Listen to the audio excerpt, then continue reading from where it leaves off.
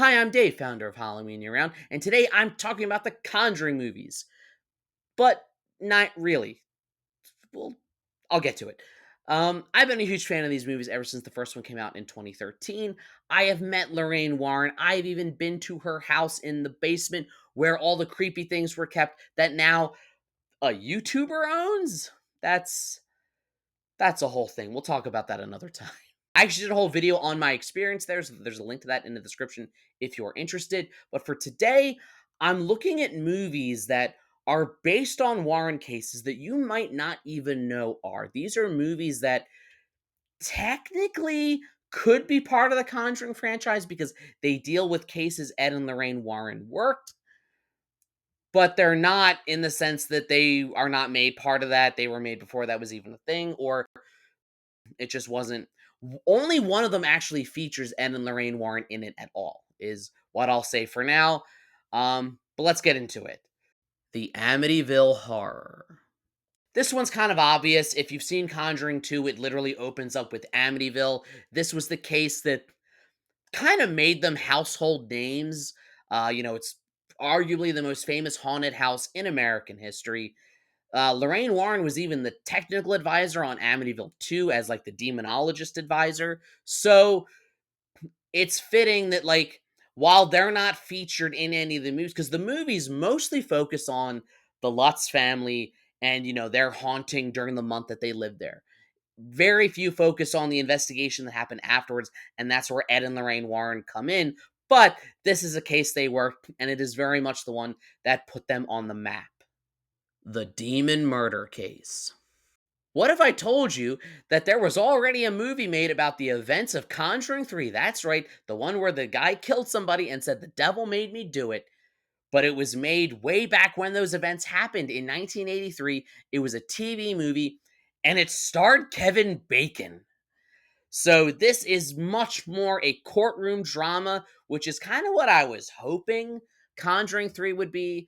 If Conjuring 3 was a disappointment to me, it's because I wanted it to be this movie, but higher production value, and it very much was its own thing. But this tells the story of Arnie Johnson and his trial, but has that very early 80s made for TV feel to it. But a lot of people didn't realize this is in fact the very same trial, the very same case. And when it was made, it was much fresher in people's minds, and Arnie was still in prison for the murder that he was ultimately convicted of.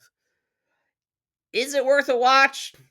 If you're into that, I think you can probably find it on YouTube. The Haunted.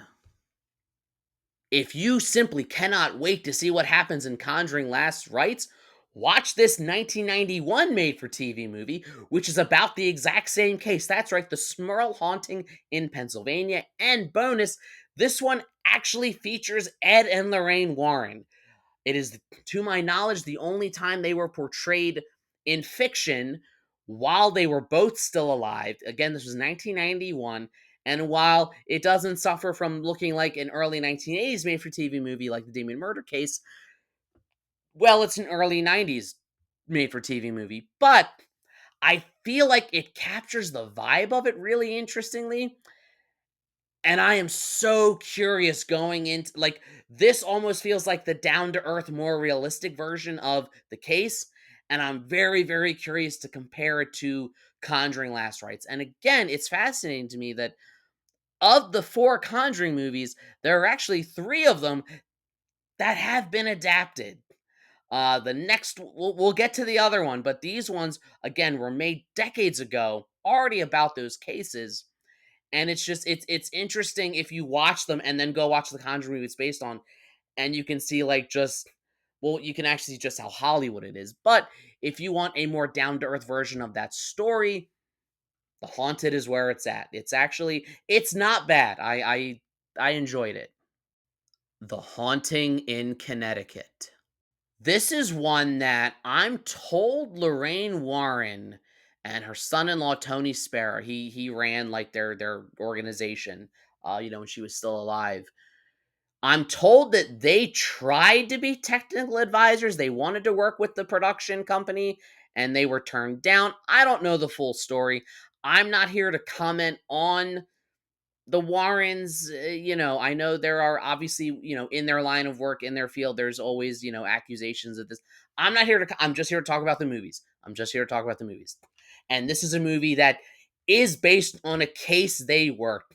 It took place in the 80s. The movie kind of bumps it up to, the time that it's set, but what you don't see from the movie is they were brought in to investigate it, this old house that was in fact a funeral home. And while the movie kind of plays up the Hollywood, ectoplasm and all that, it does adequately it gets the gist of the story right. It condenses it a lot. It condenses a long period of time into a very short period of time, but it is that same case that they worked. So in a weird way, this only came out a few years before The Conjuring, and I believe that it was partly them not being able to like cooperate with this that led them to say, we should make our own movies directly about Ed and Lorraine Warren, and thus the Conjuring universe was born. The Enfield haunting. So again, this documents the same story that was The Conjuring 2, the Enfield haunting. If Amityville was the most famous American haunted house, then Enfield was the most famous in England. They've even called it England's Amityville. However, this one is a BBC miniseries starring Timothy Spall and tells the story from the British perspective, which from their perspective, again, I'm not here to comment anything, but from what they have said, Ed and Lorraine showed up for a couple days, did some stuff, and then left. Maurice Gross, who Timothy Spall plays here, is very much the driving force of this investigation, and this is his story and his investigation of it. And I get the sense there was some like not happy feeling. There was some bad blood between him and the Warrens, and I don't know if it was like jurisdiction.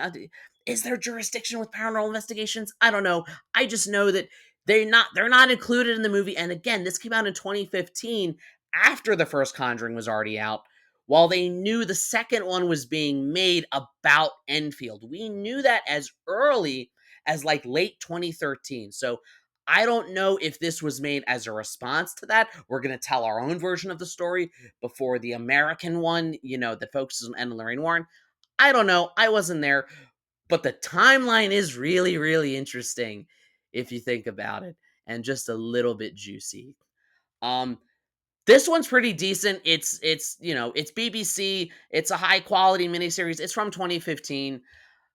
I recommend watch this and Conjuring 2 like back to back, and it sort of gives you like a much fuller picture of the events that happened there. Deliver us from evil. Okay, so I'm breaking my own rule here, and this really is more of a bonus one. Technically, this is not based on a case that Ed and Lorraine Warren worked. It is not. It's a great movie. It was called The Exorcist Meets Seven, but the real life person that Eric Bana is playing, Sergeant Ralph Sarchi of the NYPD, is someone who worked extensively with the Warrens, worked a lot of cases with them. If you read his book that this is based on, Beware the Night, they are referenced quite a bit. And the police officer character in the first Conjuring movie, I believe, is at least loosely based on Ralph Sarchi, especially how he comes in as a skeptic, because Sarchi speaks in his book about coming into this as a skeptic, but seeing weird stuff and, well, not being a skeptic anymore. So while it's not directly based on a case, it's sort of, I feel like this could work as one of the spin-offs. Like, here's a character. If we assume that that cop in the first Conjuring is supposed to be Ralph Sarchi, we can assume that in this imaginary universe we've made of other movies that kind of fit in the Conjuring universe, this could be one of the spin-offs. And that's all I have. For those of you shouting at the screen, Curse of La Llorona, I consider that a Conjuring movie already. I don't care what Peter Safran says. I consider it part of the universe. It has the same priest who was in the first Annabelle movie, and when I do my rankings of the Conjuring franchise, it will be included. But hey, this is just my list. This is just my channel. If you don't like it, get your own. Let me know in the comments, what did you think? Have you seen any of these movies? Are there any other movies that you have seen, that deal with these cases? Are you a fan of early 80s and early 90s made for TV movies? Like, share, subscribe, all the YouTube stuff. If you don't, you may end up being haunted by a demon. Just kidding. I wish I had that power, but I don't. And as always, Every day is Halloween.